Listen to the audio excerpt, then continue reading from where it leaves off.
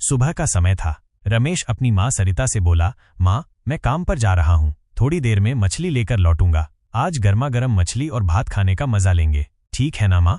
सरिता ने उदास स्वर में कहा, तू मेरी बात नहीं मानेगा रमेश, वही मछली पकड़ने का काम करता रहेगा। मैंने तुझसे कहा था कि ये काम छोड़कर राजमहल में नौकरी कर ले, हर महीने अच्छे पैसे मिलेंगे, तेरा जीवन सुधर जाएगा। रमेश ने जवाब दिया, माँ, मैंने भी तो कहा था कि मछली का व्यापार करके मैं ज्यादा पैसे कमा सकता हूँ, तुम्हें अच्छे से रखूंगा, लेकिन तुम मेरी बात समझती ही नहीं। सरिता गुस्से में बोली, अगर तू ऐसे ही अपनी मनमानी करता रहा तो मैं घर छोड़कर चली जाऊंगी। रमेश ने हल्के तंज के साथ कहा, माँ, हर बार घर छोड़ने की धमकी क्यों देती हो? मैं काम पर जा रहा हूँ, मुझे परेशान मत करो, लौटकर बात करेंगे। सरिता ने आखिरी बार पूछा, बता, मेरी बात मानेगा या नहीं? नहीं माँ, मैं नहीं मान सकता, अब मुझे जाना है, कहकर रमेश निकल गया। सरिता मन ही मन बड़बड़ाई, कितना जिद्दी है ये लड़का, पता नहीं इस जिद से क्या हासिल करेगा।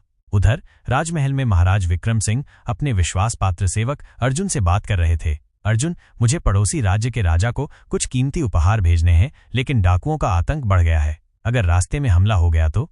अर्जुन ने सुझाव दिया, महाराज ऐसा करें कि साधारण ढंग से सामान भेजा जाए ताकि किसी को शक न हो, ये काम अकेले करना होगा। महाराज ने चिंता जताई, लेकिन जान जोखिम में डालकर कौन जाएगा? अर्जुन ने तुरंत कहा, महाराज, अगर आप आज्ञा दें तो मैं खुद ये जिम्मेदारी लूंगा। महाराज खुश होकर बोले, अर्जुन, तुमने मेरे मन की बात कह दी, ठीक है, आज तैयारी करो और कल रवाना हो जाओ। दूसरी ओर रमेश बाजार में मछली बेच रहा था। मछली ले लो, ताजी मछली, अभी नदी से पकड़कर लाया हूं। तभी उसकी पड़ोसन कमला आई और बोली, रमेश, मुझे 2 मछलियां दे। रमेश ने एक मछली उसे दी और एक अपने लिए रखी। कमला ने पूछा, तूने मछली बेचना शुरू कर दिया? हमारे गांव में तो मछली की कमी थी। रमेश ने हंसते हुए कहा, हाँ कमला काकी, लेकिन माँ को ये पसंद नहीं, वो चाहती हैं कि मैं राजमहल में नौकरी करूं। मैंने कहा कि मैं अपना व्यापार करूंगा, पर वो समझती नहीं, रोज झगड़ा होता है।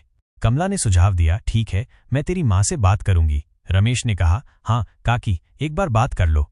कमला ने मछली के पैसे देने चाहे, पर रमेश बोला, जो अच्छा लगे दे दो काकी, मुझे कोई दिक्कत नहीं। इधर जंगल में डाकू सरदार बलदेव अपने साथियों से बात कर रहा था। अर्जुन से कोई खबर नहीं आई, क्या वो हमें भूल गया? तभी अर्जुन वहां पहुंचा और बोला, सरदार, आपको कैसे भूल सकता हूं? एक बड़ा मौका आया है, कल मैं पड़ोसी राज्य के लिए कीमती उपहार लेकर जाऊंगा, सोना चांदी सब होगा, आप तैयार रहें, मैं सामान आपको सौंप दूंगा। बलदेव खुश होकर बोला, शाबाश अर्जुन, इस लूट का हिस्सा तुझे जरूर मिलेगा। शाम को रमेश घर लौटा। सरिता नाराज बैठी थी। माँ, चलो खाना खा लो।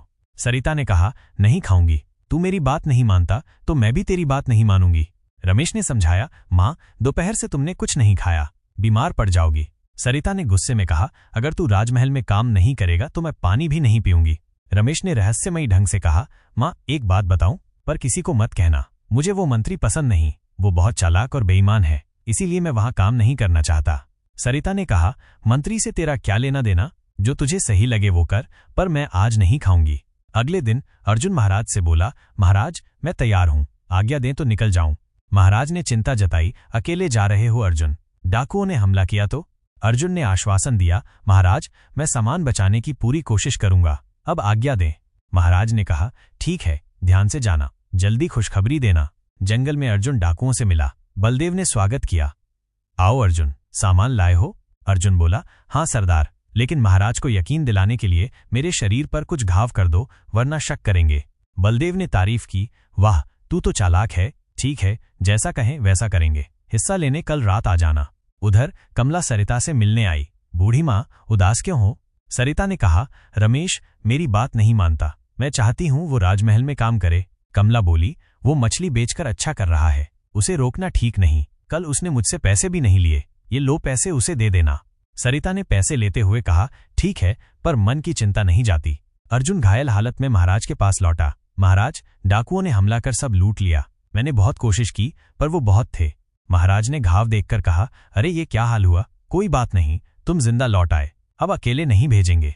रमेश ने माँ से कहा, सुना, डाकुओं ने मंत्री पर हमला किया, पर माँ, वो इतना सीधा नहीं जितना दिखता है, मैं गलत था, अब मछली का काम भी करूंगा और महाराज की मदद भी, उनकी खोई संपत्ति लौटाऊंगा। सरिता ने रोका, नहीं बेटा, डाकुओं से मत लड़। रमेश बोला, माँ, तुम कहती हो महाराज का काम करो, फिर रोकती हो, मैं जाऊंगा। जंगल में रमेश मछली बेचते हुए डाकुओं के इलाके में पहुंच गया। बलदेव ने कहा, तेरी मछलियां हमें दे दे, बदले में सोने का सिक्का देंगे। रमेश ने कहा, सोने का सिक्का? ठीक है, रोज मछली लाऊंगा, पर आपके अड्डे की बात किसी को नहीं बताऊंगा। रमेश ने योजना बनाई। अगली रात वो डाकुओं के पास मुर्गे का मांस लेकर गया। सरदार माँ ने बनाया है, खाकर देखो। बलदेव ने खाया और तारीफ की, वाह क्या स्वाद है। थोड़ी देर में नींद की दवा असर करने लगी। रमेश ने सैनिकों को बुलाया और डाकुओं को पकड़वा दिया। महाराज के सामने डाकू लाए गए। रमेश बोला, महाराज इन्होंने आपकी संपत्ति लूटी, इनके पीछे आपका मंत्री अर्जुन था। डाकुओं ने कबूल किया, हाँ अर्जुन ने हमें सामान दिया था। महाराज गुस्से में बोले, अर्जुन तूने मेरे साथ गद्दारी की। अर्जुन ने माफी मांगी, पर महाराज ने उसे जेल भेज दिया। रमेश को इनाम मिला और उसने मछली का व्यापार जारी रखा। सरिता की चिंता भी दूर हो गई।